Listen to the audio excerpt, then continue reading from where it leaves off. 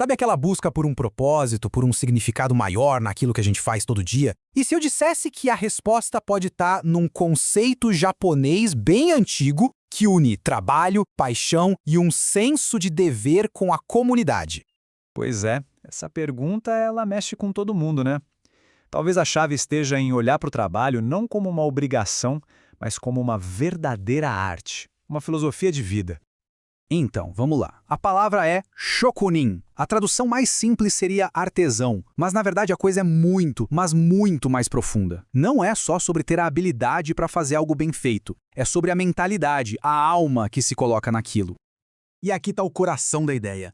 Ser um shokunin não é só sobre benefício próprio, é sobre ter um dever com a sociedade. A busca pela perfeição no que se faz vira uma forma de contribuir, de melhorar a vida de todo mundo ao redor. É quase uma missão. Tá, mas de onde veio essa mentalidade tão forte, tão diferente? Para entender a raiz disso, a gente precisa fazer uma viagem no tempo para uma época em que o Japão estava literalmente fechado para o resto do mundo.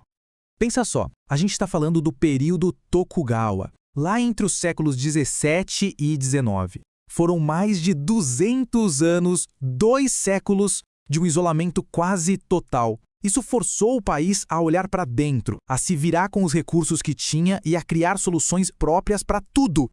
E vale lembrar que o Japão é um conjunto de ilhas montanhosas, com recursos naturais bem limitados. Durante esse isolamento todo, importar alguma coisa, nem pensar. A única saída era ser criativo, dominar cada pedacinho de material disponível e ter uma conexão muito forte com a natureza ao redor. Quer um exemplo disso que é simplesmente genial?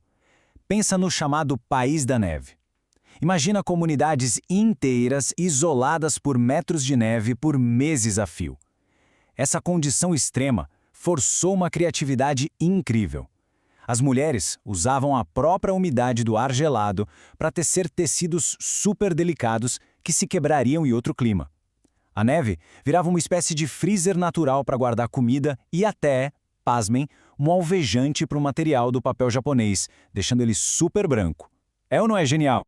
Agora, talvez o símbolo máximo dessa mentalidade seja a famosa espada katana. O desafio era um paradoxo. Como criar uma lâmina que fosse afiada a ponto de cortar qualquer coisa, mas flexível o suficiente para não se quebrar no impacto? Parece impossível, né? A solução do shokunin foi uma obra-prima da engenharia. Eles aprenderam a fundir diferentes tipos de aço, um duro e quebradiço para o fio de corte e um macio e flexível para o corpo da lâmina. O melhor dos dois mundos. Certo. Entendemos a filosofia do artesão individual. Mas como é que isso escala e vira o motor de uma das maiores economias do planeta? Bom, é aí que a história fica ainda mais interessante. Dá uma olhada nesse número, 65,5%. Em 1981, essa era a porcentagem de pequenas empresas industriais no Japão que trabalhavam como subcontratadas. É muita gente. E isso não foi coincidência, não. Foi o espírito shokunin aplicado em escala industrial. A gente podia imaginar que a industrialização em massa ia acabar com essa cultura do artesão, certo? Mas aconteceu justamente o contrário. A mentalidade shokunin se adaptou e virou a espinha dorsal, a base da economia moderna japonesa. A ideia de ser mestre em uma coisa específica era perfeita para o novo modelo.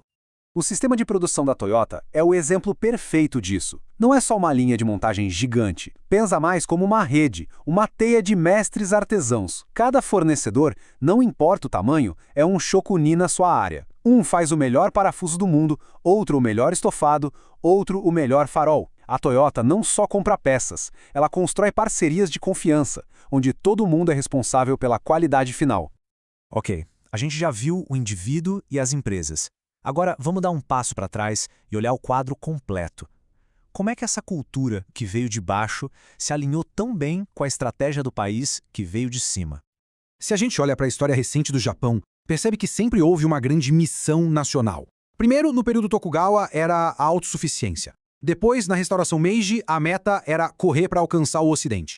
E depois da Segunda Guerra Mundial, o foco total era reconstruir o país e virar uma potência econômica. Havia sempre um projeto claro. E aqui está o pulo do gato.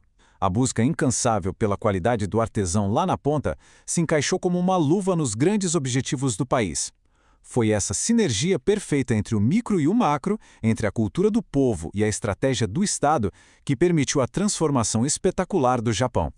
Certo. E o que a gente pode aprender com tudo isso e trazer para o nosso dia a dia não importa a profissão.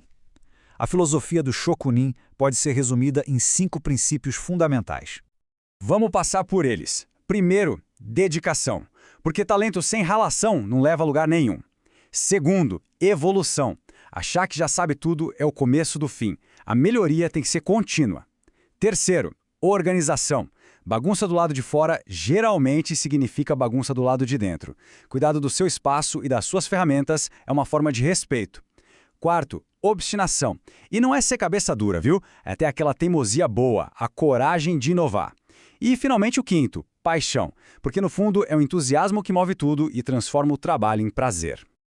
E para a gente terminar, fica aqui uma reflexão.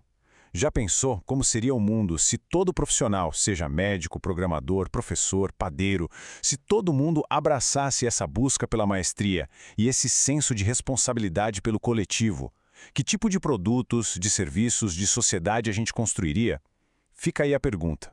Resumo Yu, o conhecimento em minutos.